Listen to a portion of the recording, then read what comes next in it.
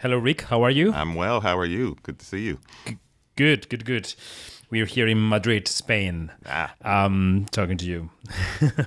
So, my first question is how do you feel these days when you're about to show to the world your most recent work? I mean, how's the feeling? oh man, it's excitement number one because of all the work that went into it, from so many people on so many different levels. The commitment and just now that it's done and out there is a sense of excitement and relief. But yeah, there's also knowing just how much people have grown attached to the show.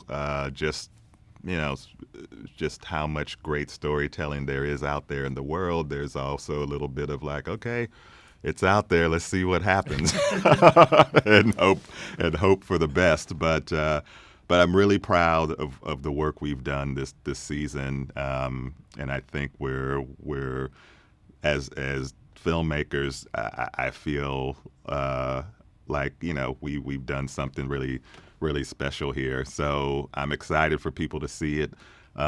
Nervous, but ultimately I feel like we're happy with the story that we told this season.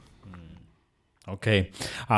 How would you define season three in comparison to one and two? I mean, how does the show evolve in this season? Yeah, I think season three is the culmination of the storytelling that we've been telling in this world thus far. And I think the expansion and the sort of growth of it has been, singularly through this character of Dinjarin. And as he's grown and expanded as a character, so has the show. As his ideas that were very strict and very sort of I guess linear when we first met him. He was very sure about what his beliefs were and who he was. But from the moment he met this young child in Grogu, that's been challenged, and that challenging of those beliefs has grown both his understanding of his own his self as a Mandalorian, but it's also expanded to just what that means. And so I think season three is very much about that definition, the title itself, what it is to be a Mandalorian, both individually for Din Djarin, but then as a people, for the Mandalorians that we've met along the way and will continue to meet. And so I think this is a culmination of that storytelling, and really feels like the third act, or third and a half act, if you count the what happened on Boba Fett, in terms of what this story has been about from the beginning. So. When you tell us about a third act, are you telling that this is going to be the ending of the series? No, not at all, not at all. But I Okay. think there's been a sort of arc of storytelling that's taken us to this point. And I think there's been tensions along the way that have been created by that. And so I think season three is going to resolve a lot of those tensions, and a lot of the thing that's been building thus far. And so in that respect, I feel like it's bringing to resolution a lot of things that have been set up. But certainly, how far and how long the story goes is certainly not for me to say at this point. Okay, Yeah, okay. yeah. I have a question about your work related to the whole universe of Star Wars. When you are directing one of these episodes, are you able to focus on your job, on your script, on your task, and not being really aware of the context, or aware of the connections you have to establish with the whole universe of Star Wars? How does it work for you? It's interesting. It's an interesting balance, because I think at the heart of storytelling, you keep it very simple. It's like about the characters. It's about those relationships.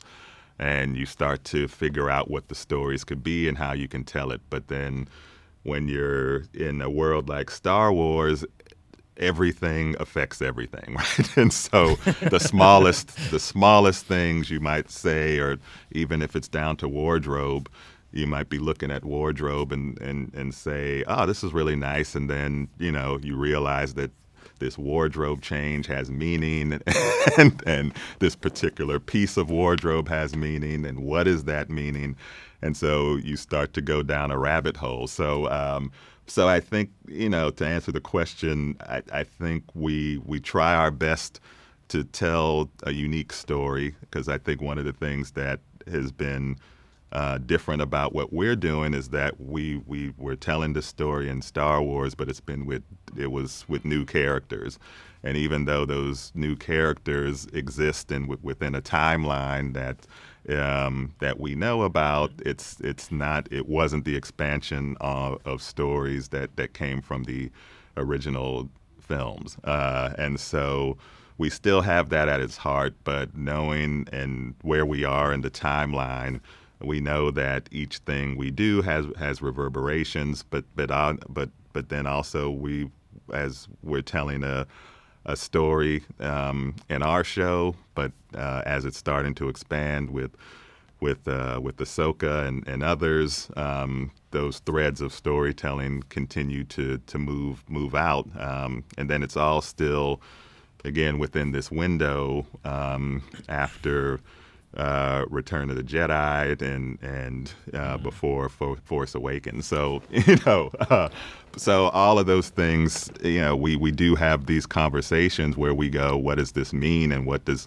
making this choice mean, and sometimes how are we boxed into certain things because we know it has to exist within a certain canon and timeline. So all of those are interesting challenges, but the challenges that say I didn't have on Dope, right? So that's the yeah. Speaking about your film career, and now you're a TV director too, those lines are blurry between film and TV now. How do you see the landscape? I mean, how do you see the job of telling stories today?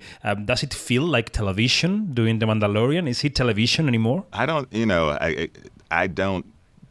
know what those definitions are anymore. I think as a storyteller, I'm always just trying to tell stories in this medium that involves a camera and it being projected somewhere, whether that's and where that is and how. I don't necessarily have a strong definition on anymore. I think in the past there were clear delineations between what a theatrical film was, what a television series was, what a network show was versus a feature film.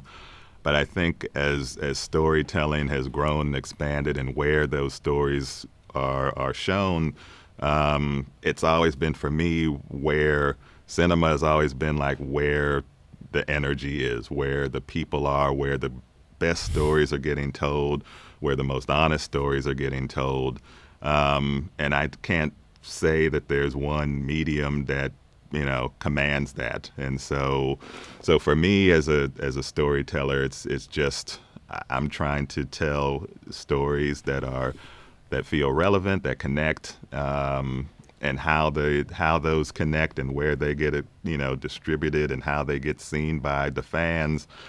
That's going to grow and change, but our jobs as storytellers don't change, even though the mediums that they get shown in and how they get shown to the audiences change. So I don't really see much line. I don't have a big strong opinion in that debate about cinema versus streaming versus television. It's all, there's been incredible storytelling everywhere, and a show like The Mandalorian, I think, stands up to anything that's out there.